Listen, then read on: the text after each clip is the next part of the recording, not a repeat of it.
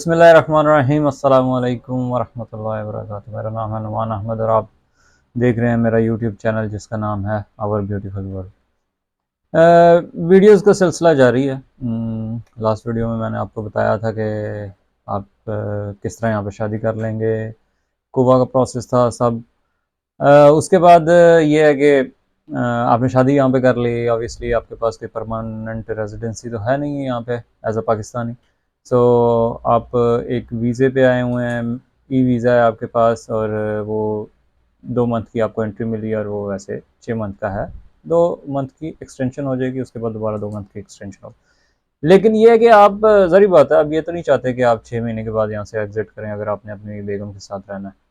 तो Indonesian government जो है वो आपको एक समझ लें कि आपका एक स्टेटस आपको दे देती है वो शादी के बाद, जिसका नाम है लिमिटेड स्टे परमिट। ये अगर आपने यहाँ की लड़की से शादी की है तो वो आपको उस सूरत में मिल जाएगा। लिमिटेड स्टे परमिट जो है जिसको कितास और इतास भी कहते हैं इंडोनेशियन लैंग्वेज में। ये इसकी ड्यूरेशन जो सी वो 1 साल की होती है। ये आपको 1 साल के लिए इशू कर दिया जाता है और 1 साल के बाद ये आपको दोबारा 1 साल के लिए इशू कर दिया जाएगा। इस स्टेटस के ऊपर आप काम नहीं यहाँ पे कर सकते। 2 साल आप रेगुलर इसको रिन्यू करवाएंगे और उसके बाद ये आपको 5 साल के लिए इशू किया जाएगा। तो आए हम इसके बारे में बात करते हैं। सबसे पहले हम बात कर लेते हैं कि जी ये है किस लिए, ये इसमें क्या क्या फ़ायदा आपको मिल सकता है अगर आपने कितास और इतास लिया जो 1 साल का। सबसे पहली बात है कि आप अकाउंट खुलवा सकते हैं यहाँ पे। मेन चीज़ जो लोग इसको यूज़ करते हैं उसकी मेन जो सी वजह वो ये है कि ये मल्टीपल एंट्रीज़ के लिए होता है।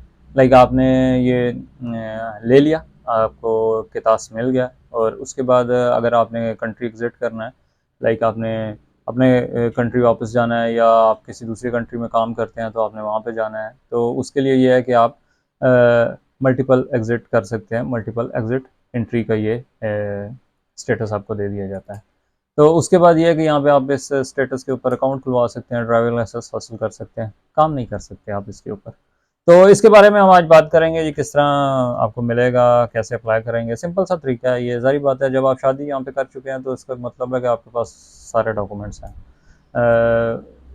सारे डॉक्यूमेंट्स हैं और आपने सिंपली नियरेस्ट किसी भी इमिग्रेशन ऑफिस में जाना है। ये ज़रूरी नहीं है कि आपकी जो वाइफ है उसके उनके आईडी कार्ड के ऊपर जो एड्रेस लिखा हुआ है आप उसी इमिग्रेशन में जाएं, नहीं, आप किसी भी इमिग्रेशन ऑफिस में जा सकते हैं। आप इमिग्रेशन ऑफिस में जाएंगे, वो आपको 2-3 किस्म के फॉर्म देंगे। उसके बाद वो आपको डॉक्यूमेंट्स बताएंगे कि ये डॉक्यूमेंट्स आप इसके साथ लगाएं। आपने वो फॉर्म फिल करने हैं। एक चीज़ याद रखनी है कि जब आप कितास अप्लाई करने के लिए जा रहे हैं तो उसमें यह है कि जो आपका प्रीवियस वीज़ा है, सपोज़ आप ई वीज़े के ऊपर हैं, तो जब आपने वो अप्लाई करना है कितास, तो आपका ई वीज़ा लाजम लाजम 30 दिन वैलिड होना चाहिए। अगर 30 दिन से कम वैलिड होगा तो वो आपको कहेंगे जी आप जाएं पहले अपना वीज़ा एक्सटेंड करवाएं और उसके बाद आप कितास अप्लाई कराएं। तो ये एक जहन में बात रखनी है कि आपने 30 दिन पहले जाना है और अप्लाई करना है। आपका पासपोर्ट जो है वैलिड होना चाहिए। इसके लिए ये ज़रूरी नहीं है कि वो 1 साल के लिए, 2 साल के लिए, 5 साल, नो, आपका सिर्फ पासपोर्ट वैलिड होना चाहिए। वो आपको ये स्टेटस दे देंगे। उसके बाद आपकी जिस जगह पे आप रह रहे हैं वहाँ का जो लोकल लीडर होता है उसका पेपर, वो पेपर इसलिए होता है कि जी आप इस जगह पे रह रहे हैं, वो आपको इशू करेगा, नीचे रीज़न लिख देगा जी आपने किताब अप्लाई करना है इसलिए ये पेपर आपका लगेगा। उसके बाद एनओसी, ऑब्वियसली आपने एनओसी ली थी पाकिस्तानी एम्बेसी से। वो एनओसी तो जो सा मैरिज ऑफिस वाले हैं वो रख लेते हैं, लेकिन वो क्यूआर कोड जनरेटेड होती है तो उसकी फ़ोटोकॉपी आप आराम से जो सा वो आपके पास होगी, वो लगेगी। ई वीज़ा जो सा आप पाकिस्तान से लेके आए हैं या इंडिया या बांग्लादेश या जहाँ से भी आप लेके आए हैं तो उसकी फ़ोटोकॉपी लगेगी। और उसके बाद जब आप यहाँ पे एयरपोर्ट पे आते हैं तो ये क्यूआर कोड एक आपके पासपोर्ट के ऊपर लगाते हैं, तो वो क्यूआर कोड जो सा उसको भी आपने स्कैन करके उसकी भी फ़ोटोकॉपी करवा लेनी है। आपने ऑब्वियसली शादी की है तो आपकी मैरिज बुक होगी, उसकी फ़ोटोकॉपी लगेगी। उसके बाद सबसे मेन चीज़ जो सी यहाँ की है, जो आज जिस वीज़े के ऊपर आप हैं, सपोज़ ई वीज़ा है आपके पास, तो उस वीज़े का जो स्पॉन्सर है, ज़ाहिर बात है अब आप जा रहे हैं अपनी बेगम के नाम के ऊपर ट्रांसफ़र होने, ठीक है। तो आपका जो सा स्पॉन्सर है वो आपको एक लेटर इशू करेगा कि उसको कोई इशू नहीं है कि ये लड़का स्पॉन्सर चेंज करके अपनी बेगम के नाम पे इसकी बेगम इसकी स्पॉन्सर बन जाए। सबसे मेन चीज़ वही है, आपका जो स्पॉन्सर लेटर होता है। मैं यही ताकीद करूँगा कि जो भी पाकिस्तान से आएगा वो वहाँ से ये डिसाइड करके आए, वहाँ से वीज़ा जब भी ले रहा है तो उस बंदे से ये लाजमी डिस्कस करे कि मुझे जो है वो स्पॉन्सर लेटर भी चाहिए होगा, क्योंकि ये लोग नहीं देते स्पॉन्सर लेटर। लेकिन अगर आप उनको बताएंगे मैंने शादी कर लिया, अब मैंने स्पॉन्सर चेंज करना है, वो इजीली आपको दे देंगे, क्योंकि वो भी शुक्र करते हैं भाई हमारे स्पॉन्सर से हटेगा तो हम जिम्मेदार नहीं हैं, फिर जिस बंदे का स्पॉन्सर ये बनेगा उसे उसका जिम्मेदार है। तो आपके पास असली असली स्पॉन्सर लेटर होना चाहिए। उसके बाद आपकी आईडी का आपकी वाइफ की आईडी कार्ड की कॉपी लगेगी और उनका जो सा एफआरसी पेपर यहाँ का होता है वो लगेगा। उसके बाद जो इतास या कितास है, इसकी सालाना फ़ीस जो सी है वो इंडोनेशियन रुपीज़ में 2.5 मिलियन है, जो पाकिस्तानी तकरीबन 44,000 रुपये बनती है। अगर तो आप खुद जाएंगे और सारा प्रोसेस खुद करवाएंगे तो ये इतने पैसे लगेंगे, लेकिन अगर आप किसी एजेंट के थ्रू जाएंगे वो आपके सारे डॉक्यूमेंट्स जो उनसे सबमिट करवाएगा तो वो आपसे 1, 1.5, 2 मिलियन ऊपर ले लेगा। मैं आपको यही दूंगा मशवरा, क्योंकि मेरा अपना एक्सपीरियंस है कि मैंने ये खुद सब कुछ करवाया था। जो डॉक्यूमेंट्स हैं वो आपके पास है ऑलरेडी, सब डॉक्यूमेंट्स आपके पास हैं। अगर आपने शादी कर लिया तो फिर वो जो डॉक्यूमेंट्स आपसे मांगेंगे वो ऑलरेडी आपने लिए हुए हैं, तो आप खुद अप्लाई करें। और फीस इसकी 2.5 मिलियन है, पाकिस्तानी 44,000 तकरीबन बनती है। उसके बाद आपको वो जो फॉर्म देंगे आपने वो फॉर्म फिल करने हैं। फॉर्म फिल करने के बाद आपने सारे डॉक्यूमेंट्स की फ़ोटो कापीज़, जो सी चीज़ आपको स्पॉन्सर लेटर के बारे में बताया कि वो असली लगाना है वो उसके साथ असली लगेगा। उसके बाद आपने ये सबमिट करवा देना है। सबमिट करवाएंगे तो मैं अपना एक्सपीरियंस शेयर करता हूँ, क्योंकि मैंने 1-2 वीडियोस देखी हैं जिनमें उन्होंने ये बोला कि जी हमने सबमिट करवाया, फिर उन्होंने हमें कहा कि जी आप फलाने दिन आके अपने फिंगरप्रिंट्स दें। तो मैं अगर आपको बताऊं तो मेरे साथ ये एक्सपीरियंस हुआ कि जिस दिन मैंने सबमिट करवाया मुझे इन्होंने उसी दिन कहा कि आप अभी फिंगरप्रिंट करवा लें। तो इधर मैंने सबमिट करवाया, इधर मैंने टोकन लिया और साथ ही मैंने अपने फिंगरप्रिंट्स दिए। तो मैं क्योंकि इस जकार्ता में नहीं हूँ, मैं जकार्ता के साथ एक सिटी है जिसका नाम तेंगरंग है, मैं वहाँ पे हूँ और मैं वहीं का जो सा मेन इमिग्रेशन ऑफिस था मैं वहाँ पे गया था। और बड़ा इजीली, क्योंकि मेरे पास सारे डॉक्यूमेंट्स थे और हमने फ़ीस जमा करवाई, उन्होंने जो फॉर्म दिया हमने वो फिल किए, फ़ौरन सारी चीज़ें ओके करके तकरीबन 1-1.5 घंटे के अंदर अंदर वो हमारा काम हो गया। और हमारे फिंगरप्रिंट्स, वो फिंगरप्रिंट्स आपसे लेते हैं, आपकी फ़ोटो लेंगे और आपके जो डिजिटल सिग्नेचर्स होते हैं वो लेंगे। इसके बाद वो आपको इमिग्रेशन का ही एक नंबर दे देंगे, व्हाट्सएप नंबर, जिसके ऊपर आप सिर्फ मैसेज कर सकते हैं और वो आपको बोल देंगे कि 2 हफ्ते बाद आप इस नंबर पे मैसेज करके, क्योंकि वो आपको एक रसीद के तौर पे एक पेपर देंगे, उसके ऊपर नंबर लिखा होगा। तो वो फिर ये है कि आप उनको मैसेज करेंगे और वो आपको बता देंगे कि आपका जो सा प्रोसेस है वो कि कौन से स्टेटस में है, आप हो गए हैं, तैयार है, रेडी है, नहीं रेडी है, वन प्लस। वैसे 1 मंथ का प्रोसेस है, मैंने जहाँ तक वीडियोस देखी वो कहते हैं जी 1 मंथ का प्रोसेस है, लेकिन मेरा अल्हम्दुलिल्लाह ये तकरीबन 16वें-17वें दिन हो गया था, क्योंकि 15 दिन बाद मैंने उनको मैसेज किया और 15 दिन बाद उन्होंने जब कहा कि जी आप हमें 2 दिन, मैंने 2 हफ्ते बाद उनको मैसेज किया, उन्होंने कहा 2 दिन ठहर के आप हमें मैसेज करें।